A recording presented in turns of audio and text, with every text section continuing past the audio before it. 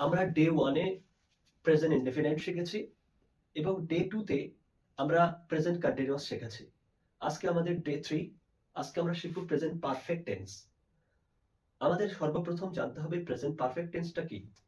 Present perfect টেন্সটা হলো যে কাজটা আমরা এই মুহূর্তে শেষ করেছি, যে কাজটা সবেমাত্র আমরা শেষ করেছি, কিন্তু সেই কাজের ফলাফল অর্থাৎ সেই কাজের যে সময়টা এখনো অতিবাহিত হয়নি, এইটাকেই বলে প্রেজেন্ট পারফেক্ট টেন্স।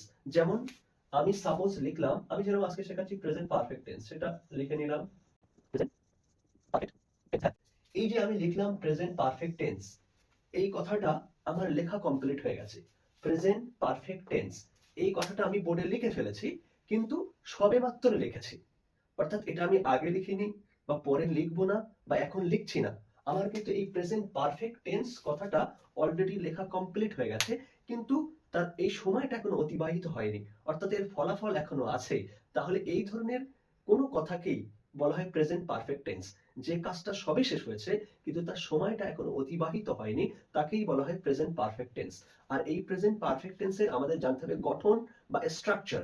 এই গঠন যদি জানি এবং আমরা যদি এই গঠন ফলো করে বাক্য লেখা শুরু করি, তাহলে অজস্র বাক্য আমরা প্রেজেন্ট পারফেক্ট টেন্সে লিখতে পারবো। যেমন এর যদি স্ট্রাকচার আমি লিখি, স্ট্রাকচার হবে সাবজেক্ট প্লাস হ্যাজ অথবা হ্যাভ প্লাস ভিতরি প্লাস অবজেক্ট, আরো যদি কিছু থাকে বাক্যে তখন আদার্স বা রিমেইনিং পার্ট।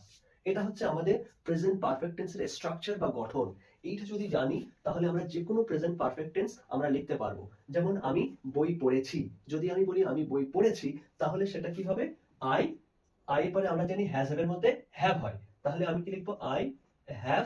এবার বই পড়া আমরা কি জানি, বই পড়া জানি রিড মানে বই পড়া, তারই ভিতরি সেটা হচ্ছে রেড। তাহলে আই হ্যাভ রেড বুক, আমি বই পড়েছি। আমি ভাত খেয়েছি, তাহলে আই হ্যাভ ইটেন রাইস। যদি বলি সে জল পান করেছে, তাহলে কি হবে হি। আমরা জানি হ্যাজ এর মধ্যে হির পরে হ্যাজ হয়, হ্যাজ জল পান করা ইংলিশ ড্রিঙ্ক, আর সেই ড্রিঙ্কের ভিতরি অর্থাৎ past participle form of drink is drunk, সেটা আমাদের লিখতে হবে ড্রাঙ্ক, DRUNK ড্রাঙ্ক ওয়াটার।